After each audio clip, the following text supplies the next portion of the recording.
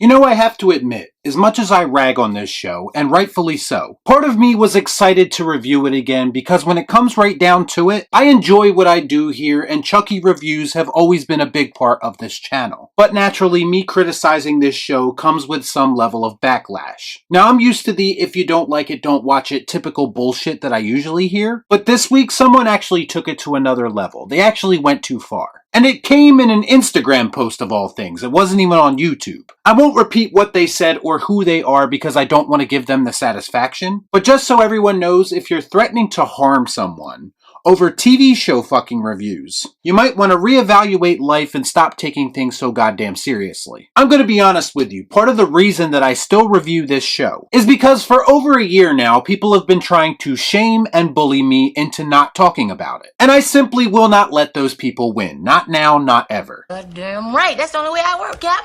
That being said, episode 2 of season 2 was more of the same once again. Let's discuss.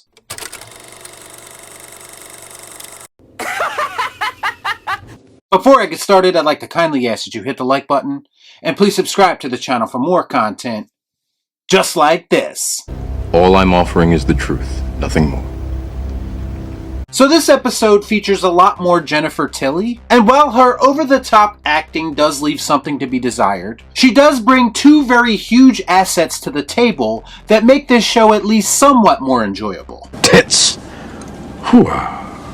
Her story involves the continued vile treatment of Nika. There's this Godfather reference early in this episode, with Tiffany finding a severed Tiffany doll head in her bed. This is kind of like if a Melissa McCarthy movie referenced Shawshank Redemption, and all it really does is make you want to watch Shawshank, but I'm sure the writers thought it was clever, and I'm sure some people on the internet will as well. Whoopie fucking do. Hey, I'm impressed. The idea here is that Chucky is secretly working with Nika through her brain, because they both obviously have beef with Tiffany and they want her gone. It's a win-win situation for them, even if they are reluctant partners. This is why Tiffany removed Nika's legs and arms, which raises questions about how that Tiffany head ended up in the bed, so hopefully they answer those questions later on down the line. I want to ask you a bunch of questions, and I want to have them answered immediately. If it was me, I would have just killed Nika and eliminated that possible threat. But I guess if we did that, we wouldn't have a show, so there it is. There's a detective snooping around Tiffany or Jennifer Tilly's house, and when he gets a little bit too close to the truth, Tiffany ends up slitting his throat. As she's cleaning up CGI blood, yes, it was CGI blood, Glenn and Glenda, her and Chucky's offspring, show up. And we've officially reached that part of Chucky canon that interests me the least. I don't care! I remember when Seed of Chucky, or whatever the fuck that movie was called, came out, and a lot of people just rolled their eyes at it, like it was actually a joke. I remember people making fun of the trailer. I've always been of the opinion that this franchise died when they stopped calling it Child's Play. So yeah, I felt nothing after seeing their inclusion into this story. Elsewhere, we have Jake, Devin, and Lexi getting acclimated to their new Catholic school surroundings. And here we are introduced to a new group of characters. Most notably Nadine, the klepto fellow student who eventually finds out Chucky's secret. And we also have Father Bryce, who runs the whole place, and is the one trying to guide these sinners in the right direction. You about to cross some fucking line. Father Bryce is played by Devon Sawa, who also played Jake's father in season 1. So there is this correlation to be made that all of Jake's fathers or father figures are trying to turn him into something that he's not. From the very start, there's something very clearly off about this whole facility. I don't know if it's the writer's personal feelings about religion shining through, or if there's actually something story-wise going on at this place. But RBF Lexi even encounters an old bully that she used to know, that has almost completely turned his life around and only wants to help her now. Is it just me, or is it getting crazier out there?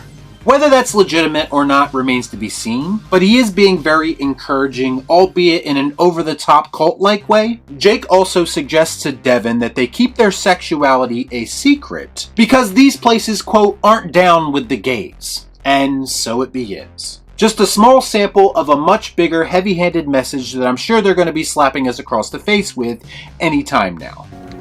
Message!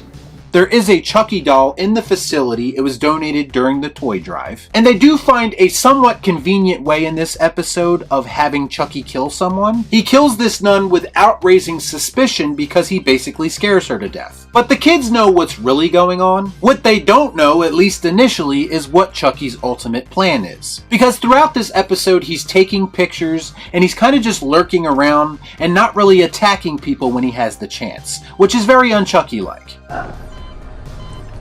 But why? Devin at one point overpowers Chucky, which, let's face it, isn't very hard, and has always been the biggest setback when trying to take Chucky seriously as a viable threat, by the way. But instead of killing him, they leave him alive because Punchable Face Jake thinks he figured out his plan. And I guess they want to question him about it. But apparently this Chucky is just a scout. He's gathering information, but for who is the question? I guess the plot thickens if you actually give a shit about what's going on. I don't give a fuck.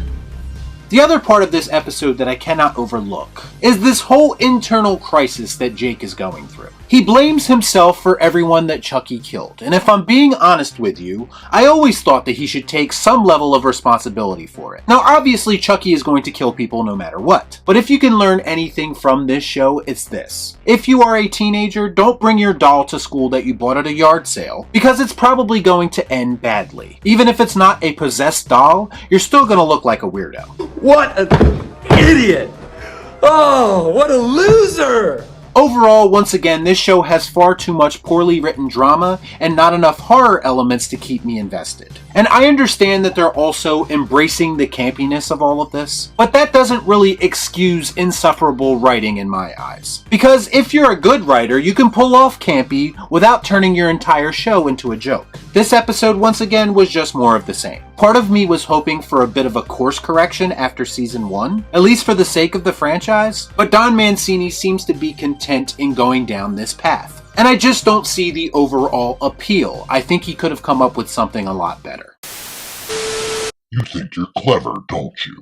You think you're important enough that you feel the need to share every thought that runs through your feeble mind. Take it from me, some things are better left unsaid. Because now you're gonna have to pay for your past transgressions. Real Shift, your time is almost up. What the fuck was that? Y'all be cool. Right on.